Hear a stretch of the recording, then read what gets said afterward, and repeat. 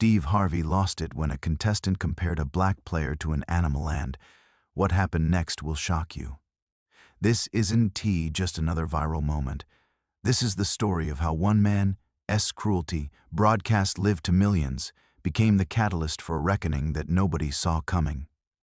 In the next few minutes, you are going to witness the exact moment everything changed, the explosive confrontation that followed, and how one act of dehumanization led to a complete and total exposure that destroyed a man's entire world.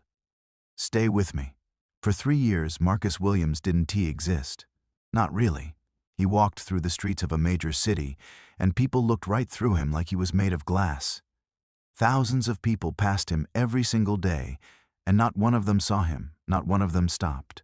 Not one of them asked his name or wondered what circumstances had brought him to this point. He was a ghost in a living city, a shadow that nobody acknowledged, a void that society had learned to ignore.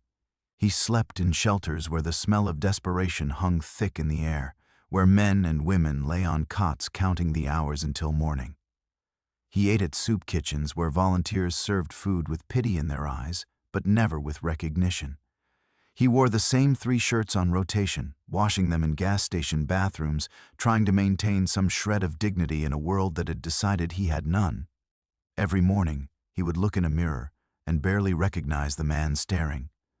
Back at him, his eyes had changed. They'd become hollow, distant, like someone who'd already given up on being seen. Nobody knew his name. Nobody asked his story. Nobody cared that before all this, Marcus had been somebody. To the world, he was just another face in the endless crowd of forgotten people, invisible, irrelevant, erased from the narrative of society. He was the person you train yourself not to see. He was the one you cross the street to avoid. He was the human being that everyone had collectively decided didn't matter anymore. But Marcus wasn't always invisible. There was a time when his life made perfect sense. He had a family, once a wife who loved him, kids who looked up to him, parents who were proud of him. He had real dreams, the kind that kept you up at night with excitement rather than desperation. He had a job that paid the bills, an apartment with his name on the lease, a life that had structure and meaning and purpose. He had a place in the world, and that place was solid.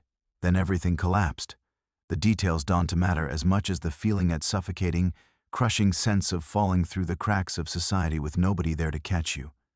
One bad decision, one series of unfortunate events, one moment where everything you built came crashing down, and there was nobody there to help you rebuild. The system didn't catch him. His family couldn't save him. His friends disappeared. And suddenly, he was alone in a way that most people can even comprehend. 3 years of that will do something to a person. It hardens them, it breaks them, it teaches them that the world doesn't care about their suffering. It makes them believe that they were fundamentally unworthy of attention, of kindness, of being seen. 3 years of invisibility will convince you that invisibility is all you deserve. Marcus had accepted this as his reality. He made peace with the idea that he would live the rest of his life as a ghost, moving through the world but never truly being part of it. Then one day, everything changed. A letter arrived at the shelter where Marcus was staying. It was addressed to him by name, actually to him, not to current resident or occupant, but to Marcus Williams. His hands trembled as he held that envelope. His heart was pounding so hard he thought it might break through his ribs. He was afraid to open it because he was afraid it was a mistake, that someone had gotten his name wrong, that this moment of being noticed would evaporate the second he looked inside. But he opened it anyway. Family feud. They wanted him. They wanted Marcus Williams to be on their show. They wanted him to stand on that stage, to answer questions, to be part of something bigger than himself. For the first time in 3 years, someone was looking at Marcus and seeing a person worth putting on television. Someone had noticed him. Someone had chosen him. This wasn't just an invitation to a game show. This was validation. This was proof that he still existed in the eyes of other human beings. This was his moment to step out of the shadows and into the light where people could finally see him, where millions of people would see him. He imagined walking out on that stage and hearing the applause. He imagined his family watching him on television, seeing that he was still alive, still fighting, still here. He imagined winning money that could change his life, that could be the turning point he'd been praying for. This was his redemption arc. This was his second chance. This was the universe telling him that his invisibility was finally over. He had absolutely no idea what was waiting for him on that stage. He had no way of knowing that stepping into those lights would expose him to something far worse than invisibility. He didn't know that this moment he'd finally be seen would become the moment he'd be utterly and completely humiliated in front of millions of people. But that's exactly what was about to happen. The stage lights were blinding. Marcus had never experienced anything like it before. When he walked out, the audience erupted in applause, and for a moment, just a brief, shining moment, that felt like he belonged somewhere. He felt like he mattered. Steve Harvey shook his hand with genuine warmth, and Marcus could see it in his eyes that Steve understood. There was something different about this contestant. There was a realness to Marcus, a vulnerability, a hunger for validation that you couldn't fake. His family was standing beside him on that stage. They were smiling. They were proud.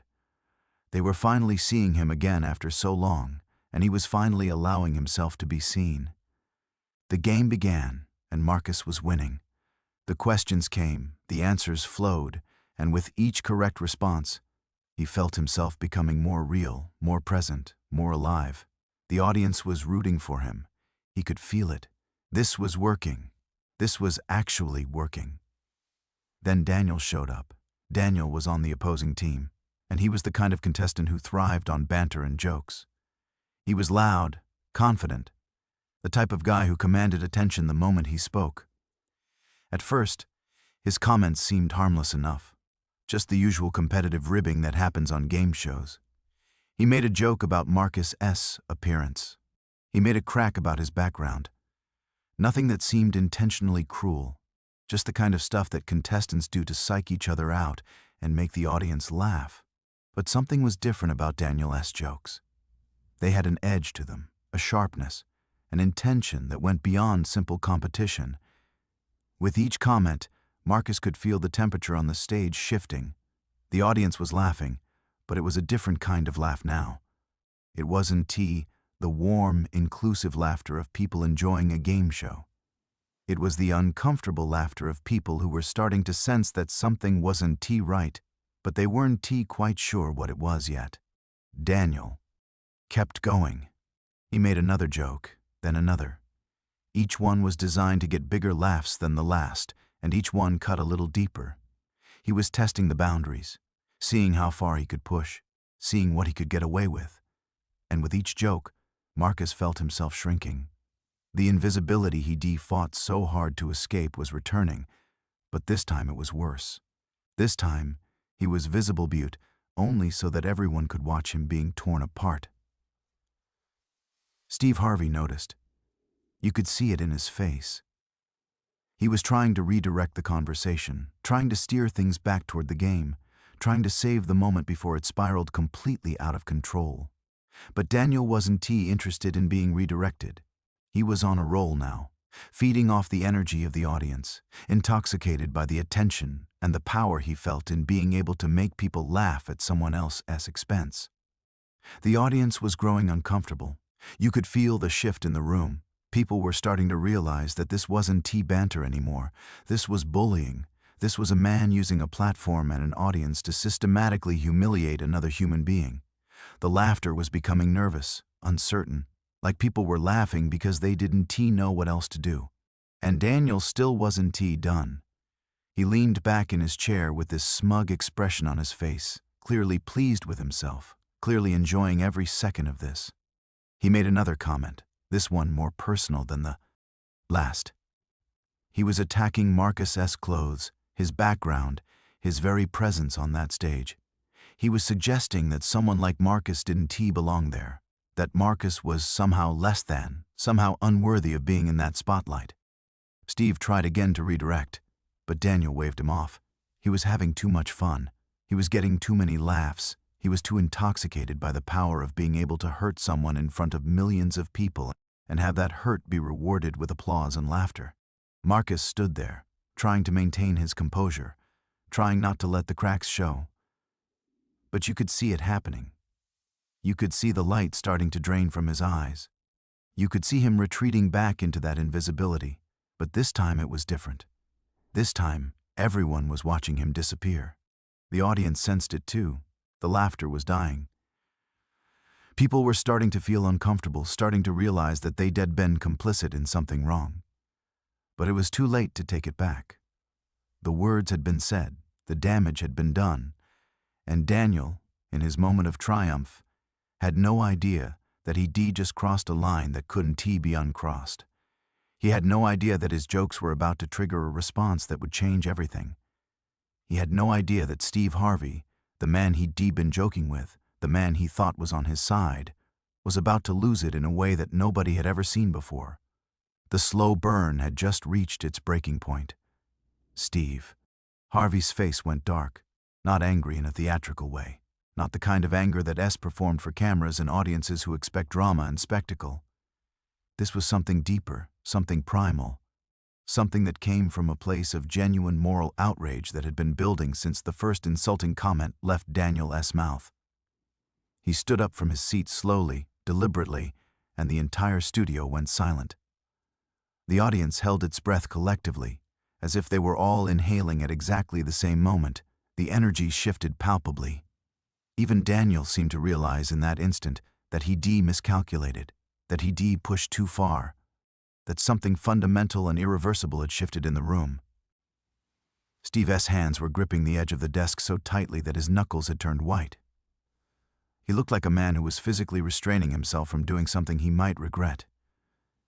His eyes were fixed on Daniel, with an intensity that was almost frightening, almost primal. You could see the anger radiating off him in waves, but it wasn't the kind of anger that explodes violently. It was the kind of anger that burns cold and deep, the kind that comes from witnessing injustice and being unable to stand by silently. When Steve finally spoke, his voice was quiet, dangerously quiet, in a way that made every single word land like a hammer blow, echoing through the studio and probably through millions of television sets across the country. "Do you understand what you just did?" Steve asked, his voice steady but trembling with barely contained fury. "Do you have any idea what you were looking at right now? Do you comprehend, even for a single moment, the magnitude of what just transpired on this stage?" Daniel opened his mouth to respond, to make another joke, to try to diffuse the situation with humor the way he'd been doing all along. But Steve cut him off with a sharp gesture that was both dismissive and authoritative. "No, you don't get to speak right now. You don't get to make another joke. You don't get to minimize what just happened here. You don't get to laugh it off or pretend that it was all in good fun. Because what I just watched, what everyone in this studio just watched, what millions of people watching at home just witnessed was a man being systematically humiliated on national television by someone who thought it was funny, someone who thought that tearing another human being down would make him look bigger, would make him look funnier, would make him look more impressive. The camera panned across the audience. People were shifting uncomfortably in their seats. Some were nodding slowly, their faces reflecting understanding and agreement. Some looked ashamed, like they were recognizing their own complicity and laughing along with Daniel S. jokes. Some looked angry, their expressions hardening as they began to fully comprehend what had just happened. The energy in the room had completely transformed. This wasn't a game show anymore. This wasn't entertainment. This was something else entirely, something real, something important, something that mattered in a way that game shows rarely did. Steve turned to face Marcus directly, and his expression softened immediately. The anger didn't disappear, but it was tempered now with something else: compassion, understanding, genuine human connection. "I want you to know something," he said, his voice filled with genuine emotion, with the kind of sincerity that you can fake, that comes from somewhere deep inside. "What just happened here says nothing about you. Nothing, absolutely nothing. You came here looking for validation, looking to be seen, looking to prove that you matter. And you do matter, you absolutely do. Your life matters, your struggles matter, your presence in this world matters. But this, he gestured broadly toward Daniel, toward the entire situation. This is not about you. This is about him. This is about a man who felt so insecure about himself, so threatened by the idea of someone else being in the spotlight, that he needed to tear someone else down just to feel big. That's not a reflection on you. That's a reflection on him. He turned back to Daniel, and his voice hardened again, becoming sharp and cutting. You compared him to an animal. You dehumanized him. You took a human being, someone with a story, with struggles, with dignity, and you treated him like he was less than human. And you did it for laughs. You did it because you thought it was entertaining. You did it because you thought there wouldn't be consequences. You did it because you thought that being on a game show meant you were untouchable, that your words didn't matter, that the person you were hurting didn't matter. The studio was completely silent now. You could hear a pin drop. The only sound was the faint hum of the studio equipment and the breathing of thousands of people holding their breath, waiting to see what would happen next. Well, there are consequences, Steve continued, his voice gaining strength and authority. And I'm going to make sure the world knows exactly what happened here today. I'm going to make sure that everyone watching this understands what kind of man you are. I'm going to make sure that your name is associated with this moment, with this cruelty, with this attempt to build yourself up by tearing someone else down. Because this moment right here, this is who you are when you think nobody's holding you accountable. This is who you are when you think you can get away with it. This is the real you. Daniel's face had gone completely pale. The color had drained from his cheeks, and his eyes were wide with a dawning realization of the magnitude of his mistake.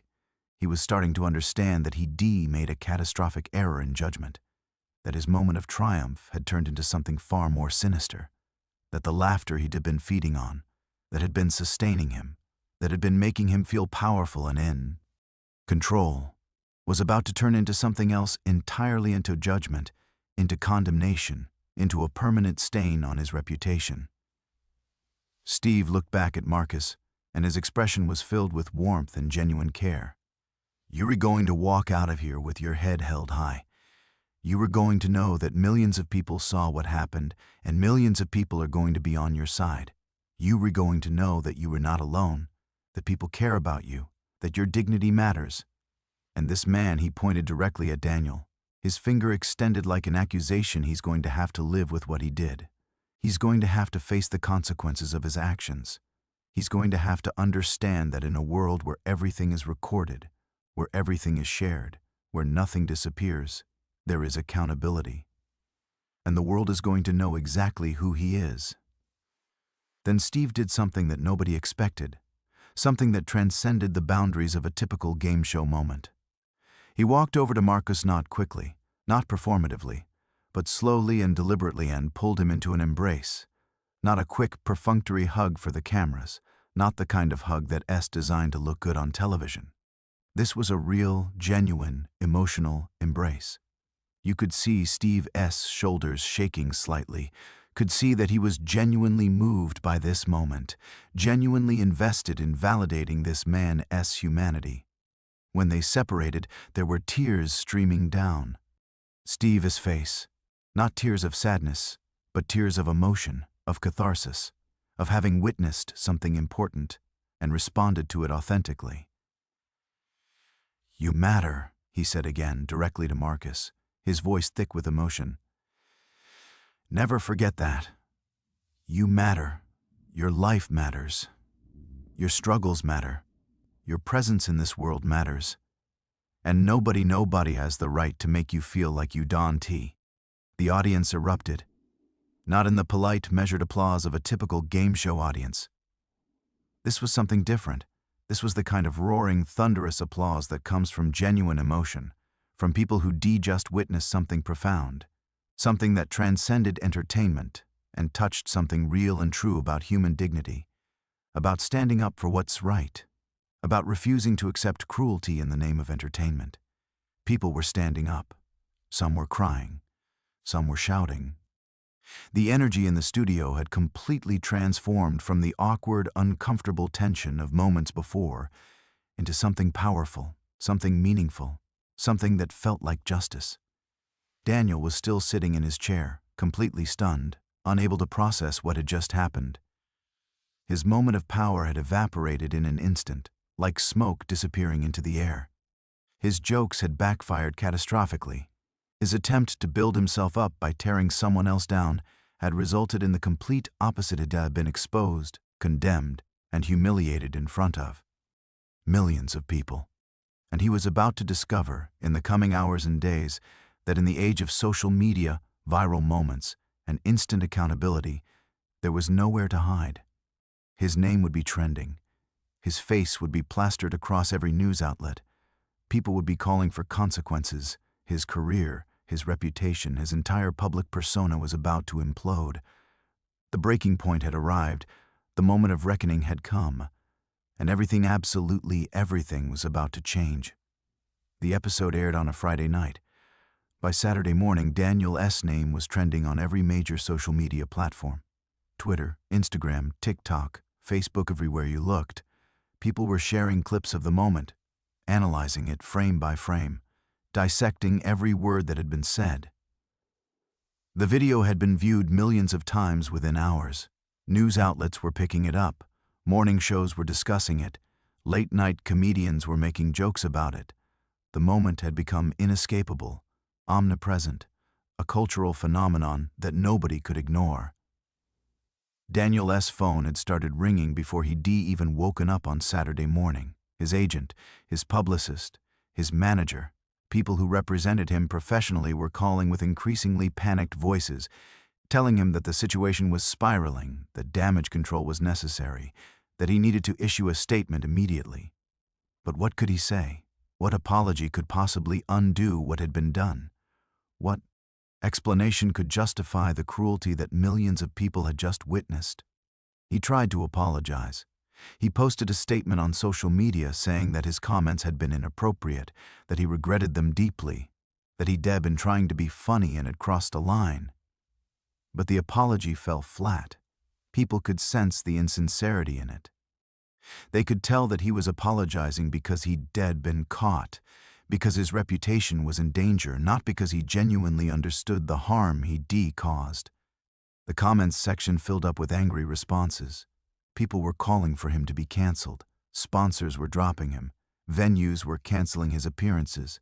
The consequences were coming faster and harder than he could have possibly anticipated. Meanwhile, Marcus was experiencing something completely different.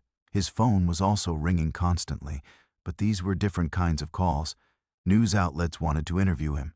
Production companies wanted to develop his story into a documentary. A major publisher was interested in having him write a memoir. Motivational speaking agencies were offering him lucrative contracts to tell his story at corporate events and conferences. Suddenly, the invisibility that had defined his life for 3 years was being replaced by something else entirely: visibility, opportunity, a platform that could allow him to share his story with the world. But Marcus wasn't sure how to process it. The whiplash was intense. One moment he'd standing on that stage, feeling humiliated, feeling like his moment of validation had turned into a nightmare. The next moment, he was being celebrated, being lifted up, being told that he was a hero for standing there and taking it, for not lashing out, for maintaining his dignity in the face of cruelty. He sat in his small room at the shelter, looking at his phone, seeing notifications from people he'd never met before. Strangers were sending him messages of support. People were sharing their own stories of invisibility, of being overlooked, of struggling to be seen and acknowledged in a world that seemed determined to ignore them. They were telling him that his story mattered, that his presence on that stage had meant something to them, that watching Harvey stand up for him had given them hope, that maybe, just maybe, there were still people in the world who cared about human dignity. One message in particular caught his attention. It was from a woman named Sarah who wrote, "I've been homeless for 5 years. I've been invisible for so long that I'd almost forgotten what it felt like to be seen. Watching you stand there, watching Harvey defend you, watching millions of people recognize your humanity, reminded me that I am human too, that I matter too. Thank you for that. Marcus read that message over and over again. He cried, not tears of sadness, but tears of understanding. He realized that what had happened on that stage wasn't just about him. It was about everyone who ever felt invisible, everyone who ever been overlooked, everyone who ever been made to feel like they didn't matter. His pain had become a mirror for other people's pain. His visibility had given visibility to countless others. Steve Harvey reached out to him personally, not through a publicist or an agent, but directly. He called Marcus and told him that he wanted to help, that he wanted to use his platform to make sure that Marcus's story didn't just disappear after the initial viral moment, that there was real, substantive change that could come from what had happened. Steve connected him with resources. He helped him find housing. He introduced him to people who could help him rebuild his life. But the most important thing Steve did was validate him. He looked Marcus in the eye and told him that what he did don't simply by standing there, simply by being human in the face of inhumanity had mattered. It had made a difference. It had changed people's perspectives. It had reminded millions of people about the importance of treating each other with basic human dignity and respect. Daniel, meanwhile, was experiencing his own kind of invisibility. Not the invisibility of being overlooked, but the invisibility of being erased. Venues that had once been eager to book him were now refusing to return his calls. Sponsors that had paid him thousands of dollars were distancing themselves from him. Former friends and colleagues were publicly denouncing him, trying to separate themselves from his toxicity. He was becoming radioactive, toxic, someone that people wanted nothing to do with. He tried to understand what had happened. He'd been making jokes, doing what comedians do, trying to get laughs. He hadn't intended to be cruel. He'd just been trying to entertain. But that explanation didn't matter anymore. The world had decided who he was based on that one moment, and there was nothing he could do to change that narrative. The irony wasn't lost on him. He'd spent his career trying to be seen, trying to be noticed, trying to be the center of attention. And he'd succeeded, but not in the way he'd hoped. He was being seen now, but only so that people could judge him, condemn him, hold him accountable for his actions. His visibility had become a curse rather than a blessing. Meanwhile, Marcus was being offered opportunities that he'd never dreamed possible. A major streaming platform wanted to produce a documentary about his life, about his journey from invisibility to visibility, about what it meant to be seen and acknowledged after so long. A book publisher was offering him a substantial advance to write a memoir. Speaking agencies were offering him fees that seemed impossibly large just to tell his story to audiences around the country. But with each opportunity came a question: was he doing this for the right reasons? Was he using this platform to help others, or was he just trying to capitalize on his moment of visibility? Was he becoming the kind of person who exploited his own suffering for profit, or was he genuinely trying to make a difference in the world? These were the questions that kept him awake at night. These were the questions that made him doubt whether this sudden change in fortune was actually a blessing or just another kind of curse, another way that the world could use him and then discard him when his moment of relevance had passed. The aftermath was far more complicated than either Marcus or Daniel could have anticipated. The moment on that stage had unleashed forces that neither of them could fully control or understand. And as the days turned into weeks, and the weeks turned into months, both men would discover that being at the center of a viral moment meant living in a permanent state of uncertainty, of never quite knowing who you were or what your life meant anymore. 3 months had passed since that fateful moment on the game show stage. Marcus sat in a coffee shop in downtown Los Angeles, a far cry from the shelter where he'd been living just a few months earlier. The coffee shop was trendy, expensive, filled with people who worked in the entertainment industry: producers, agents, managers, people who dealt in stories and narratives and the commodification of human experience. He was meeting with a producer named Jennifer, who represented one of the largest streaming platforms in the world. She had a thick folder in front of her filled with contracts, proposals, marketing strategies, and financial projections. She was pitching him on a documentary series that would follow his life for the next year, chronicling his journey from homelessness to whatever came next. "We were thinking 8 episodes," Jennifer said, her voice filled with the kind of enthusiasm that only comes from someone who genuinely believes they were going to make something great. Each one focusing on a different aspect of your story: your childhood, your journey to homelessness, your time in the shelter, the moment on the game show, and then your life after. We were talking about a budget of $2 million. We were talking about hiring A-list cinematographers, award-winning directors, the best editors in the business. This could be the kind of documentary that wins at Sundance, that gets nominated for Oscars, that changes the conversation about homelessness and invisibility in America. Marcus listened politely, but something inside him was screaming. This felt wrong. Not wrong in a moral sense, but wrong in a way that he couldn't quite articulate. This felt like his life was being turned into a product, like his pain was being packaged and sold, like the very thing that had made him feel visible: his vulnerability, his struggle, his humanity was being commodified and turned into entertainment. "What happens after?" Marcus asked quietly. "After the documentary airs, after people have watched my story, after they've cried and felt inspired and moved on to the next thing, what happens to me?" Jennifer looked confused by the question. "What do you mean?" "I mean, what's my life going to look like? Am I going to be trapped in this narrative forever? Am I going to be known as the homeless guy from the game show for the rest of my life? Or will I be able to move on, to build a new identity, to become something other than my trauma?" Jennifer shifted uncomfortably. "Well, the documentary will open doors for you. You'll be able to leverage your platform to do other things: speaking engagements, book deals, maybe even acting opportunities.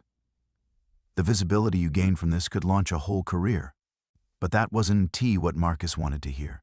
What he wanted was to know that his life could return to something resembling normalcy, that he could be invisible again if he wanted to, that he wouldn't be trapped in perpetuity as the embodiment of a viral moment. He politely declined the documentary deal. Jennifer looked shocked.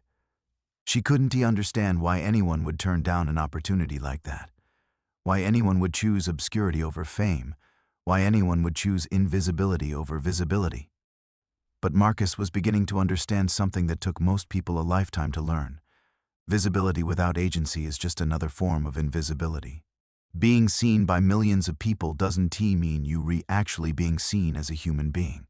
It means you being seen as a character in a story, as a symbol, as a narrative device that other people can use to make sense of their own lives.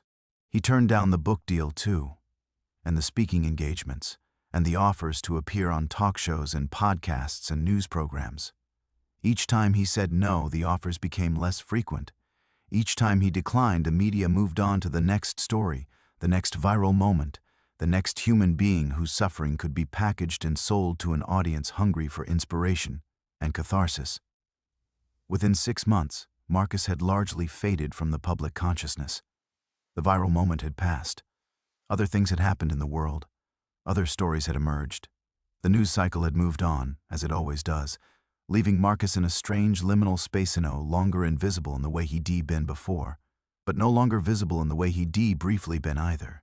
He used the money he'd received from his initial appearance on the game show to rent a small apartment. He got a job working at a non-profit organization that helped homeless people transition back into society. He went back to school, enrolling in community college with the goal of eventually getting a degree in social work. His life became quiet again, ordinary again, unremarkable in the way that most people's lives are unremarkable. But something had fundamentally changed. He'd been seen. He'd experienced visibility. And even though he'd chosen to step back from the spotlight, he carried that experience with him. He understood what it felt like to matter, to be acknowledged, to have your humanity recognized by millions of people. And that understanding informed everything he did. When he worked with homeless clients at the nonprofit, he didn't treat them like statistics or problems to be solved. He treated them like human beings who had been rendered invisible by a society that didn't want to see them. He listened to their stories. He validated their experiences. He reminded them, in small ways and large ways, that they mattered, that their lives had value, that the world was better because they were in it. Meanwhile, Daniel's life had taken a very different trajectory. The initial backlash had been intense, but he hired a high-powered publicist who helped him craft a narrative of redemption. He apologized publicly and repeatedly. He donated money to homeless charities. He gone to therapy and talked about his own insecurities, about the ways that his need for validation had led him to hurt others. He done everything that the playbook said to do when you were trying to rehabilitate your image after a public scandal, and it had worked. Slowly, gradually, people had started to forgive him. He'd been booked on talk shows where he could tell his story of redemption. He'd been invited to speak at corporate events about the dangers of workplace bullying and the importance of treating people with respect. He'd become, in a strange way, even more famous than he'd been before, not because he was a talented entertainer, but because he was a cautionary tale, a symbol of someone who learned an important lesson about human dignity. But Daniel knew the truth. He hadn't actually changed. He just learned how to perform change. He learned how to say the right things, how to express the right emotions, how to present himself in a way that made people believe he had some kind of fundamental transformation. But inside, he was still the same person who made those cruel jokes, still the same person who been willing to tear someone else down just to get a laugh. The difference was that now he was more careful. He learned that there were consequences to his actions, that the world was watching, that one wrong move could destroy everything he built. So he become more strategic, more calculated, more aware of which jokes would land without crossing the line into actual cruelty. In a way that was worse, because it meant that his cruelty hadn't disappeared, it had just become more sophisticated, more hidden, more difficult to call out. He learned how to hurt people in ways that couldn't be easily documented or shared on social media. He learned how to be cruel in private, in ways that only the people being hurt would understand. Marcus didn't know any of this. He largely stopped paying attention to what Daniel was doing.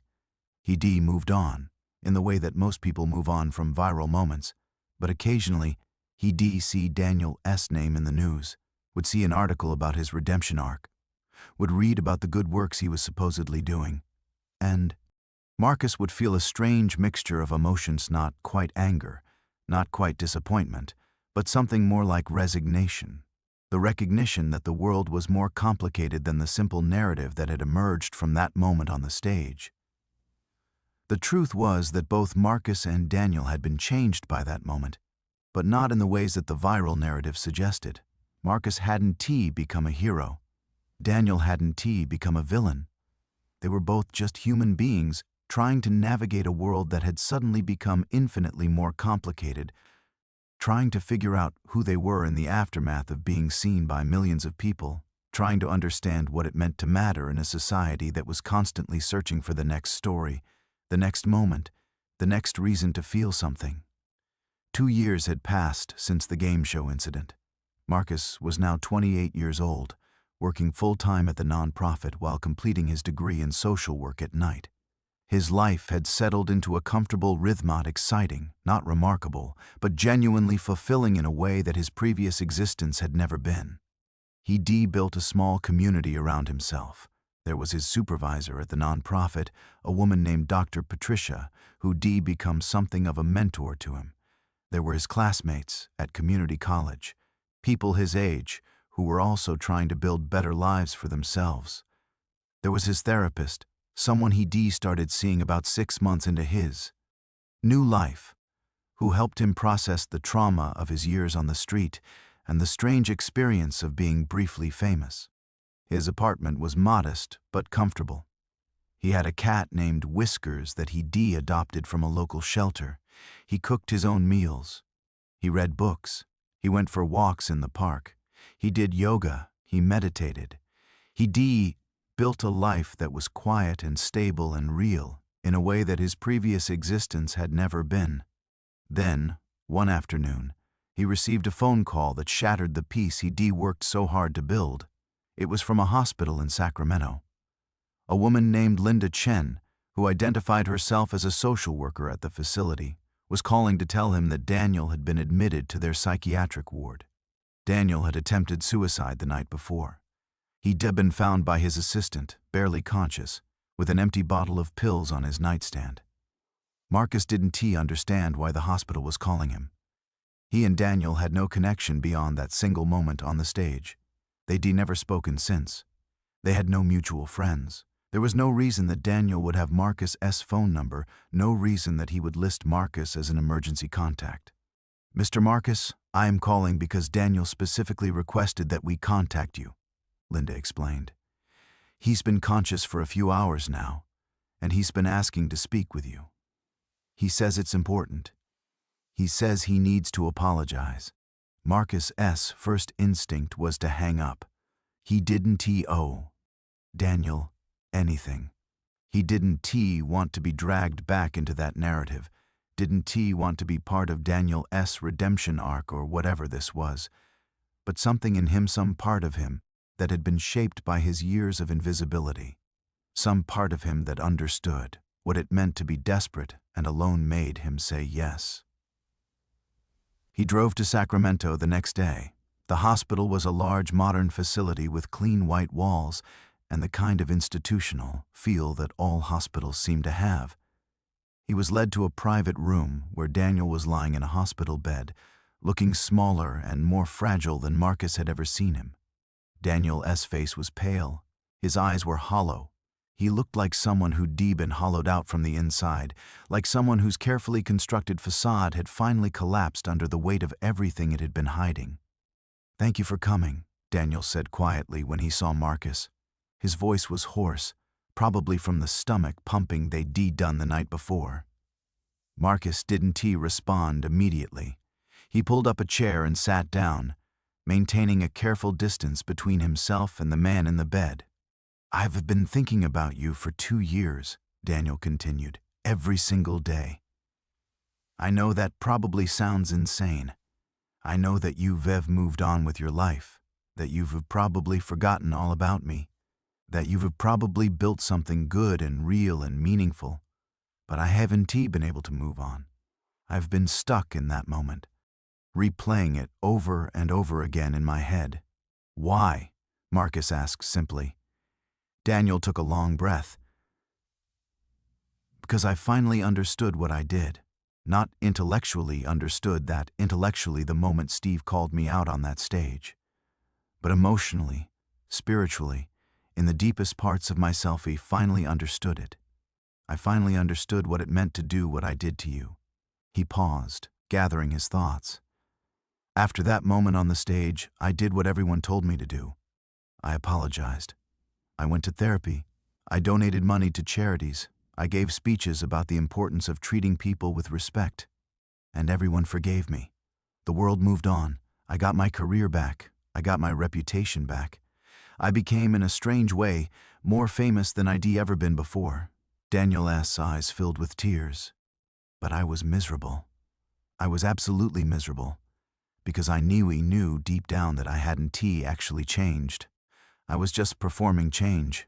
I was just saying the right things and doing the right things and presenting myself in a way that made people believe I had some kind of transformation. But inside, I was still the same person. I was still cruel. I was still willing to hurt people to make myself feel better. I just learned how to hide it better." Marcus listened without interrupting. "A few months ago, I did something terrible," Daniel continued. "There was a young comedian opening for me at a comedy club. He was nervous, he was new, he was trying to find his voice. And I tore him apart. Not on stage, I was too smart for that. But backstage, in private, I humiliated him in front of other comedians. I made fun of his appearance, his material, his chances of ever making it in the business. I did exactly what I'd done to you, but I did it in a way that nobody could see, in a way that couldn't be recorded or shared on social media." Daniel wiped his eyes with the back of his hand. "And that young comedian, he tried to kill himself 2 weeks later. He didn't succeed, thank God, but he tried. And when I found out about it, when I realized that my words, my cruelty, my need to make myself feel big by making someone else feel small, had driven someone to try to end their life. Something broke inside me. Something fundamental and irreversible broke. Marcus felt something shift in his chest. He didn't want to feel sympathy for Daniel. He didn't want to understand him. He wanted to maintain the moral clarity that had defined their relationship since that moment on the stage. Daniel was the bad guy, Marcus was the good guy, and that was the end of the story. But life was rarely that simple. I tried to hide it, Daniel continued. I tried to push through it, tried to convince myself that it wasn't my fault, that the young comedian had his own issues, that I wasn't responsible for his actions. But I couldn't do it anymore. I couldn't lie to myself anymore. I couldn't pretend that I was a good person when I knew, deep down, that I wasn't. He looked directly at Marcus. So I decided to end it. I figured that if I wasn't going to change, if I was just going to keep hurting people, if I was just going to keep pretending to be something I am not, then maybe the world would be better off without me in it. Maybe the people around me would be better off if I just disappeared. The room fell silent. Marcus didn't know what to say. He'd come here expecting Daniel to want something from him, to want to use him in some way, to want to extract some kind of validation or forgiveness. But what he was hearing was something different. What he was hearing was genuine despair, genuine self-awareness, genuine recognition of the harm he'd caused. "I'm not asking you to forgive me," Daniel said quietly. "I don't deserve your forgiveness. I don't deserve anyone else's forgiveness. I'm just asking you to understand that what happened on that stage, it changed me. It didn't change me in the way that everyone thought it did, but it changed me. It made me aware of something about myself that I'd been running from my entire life, and I'm grateful for that, even though it nearly killed me." Marcus sat with that for a long moment. Then he asked, "What are you going to do now?" "I don't know," Daniel admitted. "I'm supposed to stay here for another week for observation. After that, I'm going to take some time away from comedy. I'm going to work with a therapist who specializes in treating narcissistic personality disorder. I'm going to try to actually change, not just perform change. I'm going to try to become someone who doesn't need to hurt other people to feel good about himself." He paused. "I know that probably sounds like more empty promises. I know that you probably don't believe me, but I am going to try. And if I fail, if I slip back into old patterns, if I hurt someone else the way I hurt you and that young comedian, I'm going to face the consequences. I am not going to hide anymore. I'm not going to perform redemption. I'm just going to try to be better, one day at a time, and accept whatever comes as a result of that." Marcus left the hospital an hour later. He didn't promise to stay in touch with Daniel. He didn't promise to forgive him. He didn't promise anything at all. But something had shifted in him. The simple narrative that he'd been holding on to for 2 years, the narrative in which he was the victim and Daniel was the villain, had become more complicated. It had become human. He drove back to his apartment in Los Angeles, thinking about the nature of change, about the possibility of redemption, about whether people could actually transform or whether they were just doomed to repeat their patterns forever. He didn't have answers, but he knew that he would be watching to see what Daniel did next, not out of anger or judgment, but out of genuine curiosity about whether human beings could actually change, whether it was possible to recognize your own cruelty and move beyond it, whether redemption was something that could be earned or whether it was just another kind of performance.